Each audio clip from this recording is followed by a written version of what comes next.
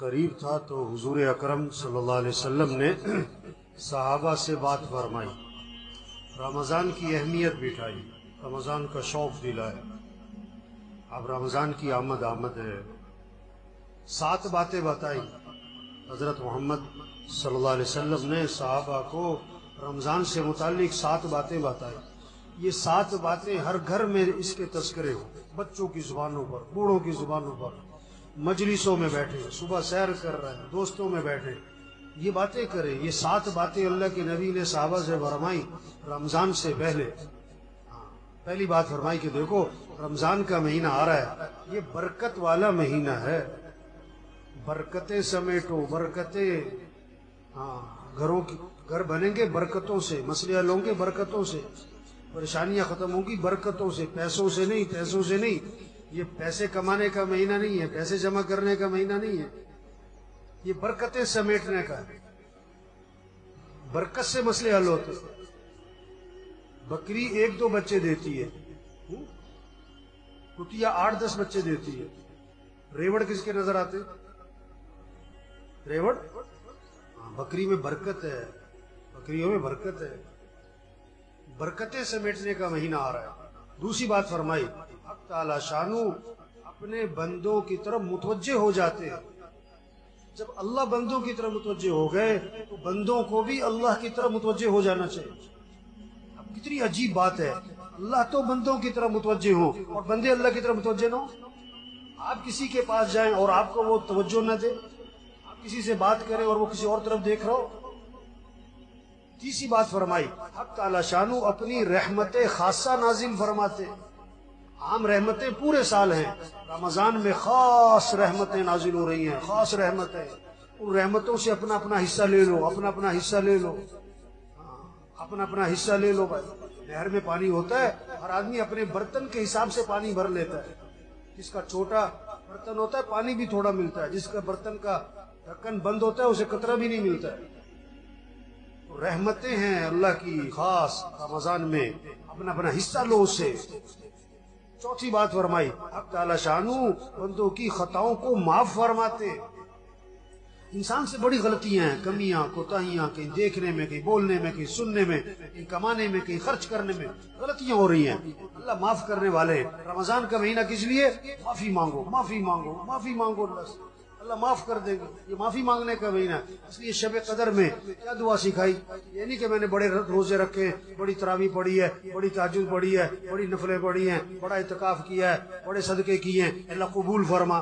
نہیں، شب قدر میں کیا دعا ہے؟ اللہم انک عفو تحب العفو فاعف عنی، اللہ تو معاف کرنے والا ہے، معافی کو پسند فرماتا ہے، مجھے معاف کر دے۔ معافی مانگو بھائی، اللہ کو بندے کا معافی مانگنا بہت پسند ہے۔ پانچویں بات فرمائی، حق تعالی شانو بندوں کی دعاؤں کو قبول فرماتے ہیں۔ یہ مہینہ کس کا ہے؟ مانگنے کا۔ ہم سب محتاج ہیں، سب کی ضرورتیں، سب کی پریشانیاں ہیں، سب کے حالات ہیں، گھریلو مسئلے، کاروباری مسئلے، ملک کے مسئلے، عوام کے مسئلے، حکمرانوں کے مسئلے، مسائل، مسلمانوں کے کتنے حالات پوری دنیا میں۔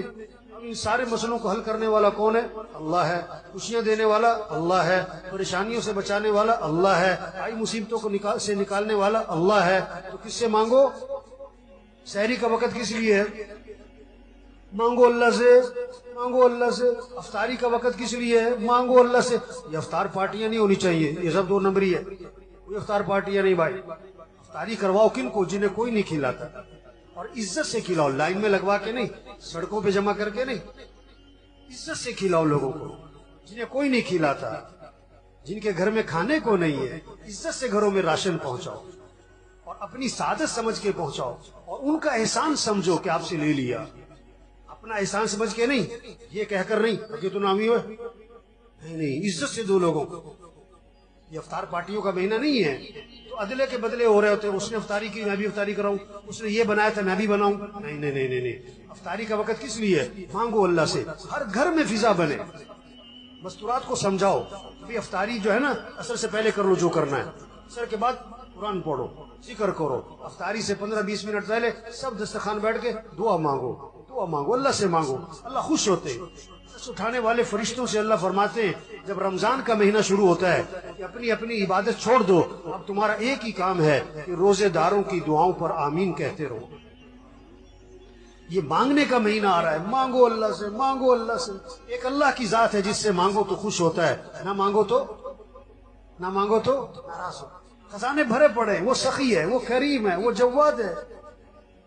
چھٹی بات فرمائی، حق تعالی شانہ فرشتوں کے سامنے فخر فرماتے ہیں، دیکھو میرے بندے دن میں روزہ رکھتے ہیں، رات کو میرے سامنے قیام کرتے ہیں، رکوع کرتے ہیں، سجدے کرتے ہیں، میرے سامنے ہاتھ پھیلاتے ہیں۔ گرمی ہے روزہ رکھا ہوا ہے، اور دن لمبا ہے روزہ رکھا ہوا ہے، بھوک لگی ہوئی ہے روزہ رکھا ہوا ہے، کھانا سامنے پانی سامنے نہیں پیتا ہے، کوئی دیکھ نہیں رہا، میرا ڈر ہے۔ اللہ بندوں فرشتوں کے سامنے فخر فرماتے ہیں، دیکھو میرے بندے روزے رکھ رہے ہیں، میرے سامنے رات کو قیام کرتے ہیں۔ ساتویں بات فرمائی، حق تعالی شانہ تمہارے تنافس کو دیکھتے ہیں رمضان میں، نیکیوں میں ایک دوسرے سے آگے بڑھنا۔ یہ کہتے ہیں نا سیزن آ رہا ہے، تو دین داروں کا، ایمان والوں کا رمضان کیا آ رہا ہے؟ یہ نیکیوں کا سیزن، قرآن کا سیزن۔ یہ رمضان اور قرآن اس کی خاص مناسبت ہے۔ جبریل علیہ السلام رمضان شریف میں آتے تھے حضور صلی اللہ علیہ وسلم کے پاس، اور قرآن کا دور فرماتے تھے۔ ہمارے گھروں میں فضا بنے، بچے بچیاں مقابلہ ہو، اتنے سپارے پڑھے میں اتنے پڑھوں، اتنے نفل پڑھے میں اتنے پڑھوں، اس نے اتنی تسبیح کری میں اتنی تسبیح کروں۔ یہ رمضان تنافس، نیکیوں میں ایک دوسرے سے آگے بڑھو۔ یہ پیسے کمانے کا نہیں، یہ بازاروں کا نہیں، یہ موبائل کا نہیں۔ یہ رمضان کے مہینے میں موبائل بند کرو، موبائل بند کریں، ٹی وی بند کریں، ٹی وی بند کریں۔ ٹی وی کا نہیں ہے، موبائل کا نہیں ہے، سیر سپاٹوں کا نہیں ہے، کھیل تماشوں کا نہیں ہے، فنکشنوں کا، تقریبات کا نہیں ہے، افطار پارٹیوں کا نہیں ہے۔ یہ اعمال کا مہینہ، اعمال کا مہینہ۔ یہ 7 باتیں فرما کر حضور صلی اللہ علیہ وسلم نے فرمایا سخت لہجہ ہو گیا آپ کا، آپ کی الفاظ میں شدت آ گئی، سختی آ گئی۔ آپ نے فرمایا بد نصیب ہے وہ شخص، بد نصیب ہے وہ شخص جو اس مہینے میں بھی اللہ کی رحمت سے محروم رہ جائے۔ بد نصیب ہے وہ شخص جو اس مہینے میں بھی اللہ کی رحمت سے محروم رہ جائے۔ رمضان جیسا مہینہ آیا اپنی برکتوں سمیت، اپنی خیروں سمیت، اپنی رحمتوں سمیت، اور اس نے اس سے کوئی فائدہ نہ اٹھایا، اور رمضان میں بھی اس کی زندگی میں تبدیلی نہ آئی۔ اس نے رمضان میں بھی گناہوں کو نہ چھوڑا، اس نے رمضان میں بھی برائیوں کو نہ چھوڑا، رمضان میں بھی مسیح میں نظر نہ آیا، رمضان میں بھی جھوٹ نہ چھوڑا، رمضان میں بھی بے حیا برائی کو اور ماں باپ کی نافرمانی کو نہ چھوڑا۔ بھائی بڑا قیمتی مہینہ آ رہا ہے، اور پتہ نہیں کس کس کا آخری مہینہ ہے، پتہ نہیں کس کس کا آخری رمضان ہے۔ کتنے پچھلے رمضان میں تھے، اس رمضان میں نہیں ہوں گے، اور کتنے اس رمضان میں ہوں گے، اور اگلے رمضان میں پتہ نہیں کس کا آخری ہے۔ رمضان اگلے سال بھی آئے گا، ہم ہوں گے کہ نہیں یہ کوئی پتہ نہیں ہے، یہ کوئی پتہ نہیں ہے، یہ کوئی پتہ نہیں ہے۔ تو سب نیت کرو بھئی اس رمضان کو قیمتی بنانا ہے، انشاءاللہ اس رمضان کو قیمتی بنانا ہے۔ ایک کام کر لے رمضان قیمتی بنانے کے لیے، نظام الاوقات بنا لے، نظام الاوقات بنا لے، گھر میں سب کا نظام الاوقات بنائے، بچے بچیاں، ابا دادا پوت سب نظام الاوقات بنائے۔ یہ سونے کا وقت، یہ اٹھنے کا وقت، یہ نماز کا وقت، یہ قرآن کا وقت، یہ ذکر کا وقت، یہ دعا کا وقت، یہ تعلیم کا وقت، اور یہ دکان مرد ہیں، یہ دکان کا دفتر کاروبار کم سے کم مستورات گھر میں بنائیں۔ یہ افطاری تیار کرنے کا وقت ہے، یہ سحری تیار کرنے کا وقت ہے، اتنے بجے اٹھنا ہے، اتنے بجے سونا ہے، اب یہ قرآن پڑھنا ہے، اتنے سپارے پڑھنے ہیں، اتنا ذکر کرنا ہے، اتنی دیر دعا مانگنی ہے۔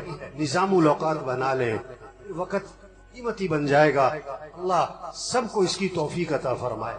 نیت کریں، دعا مانگیں، کوشش کریں، اللہ ہمیں توفیق عطا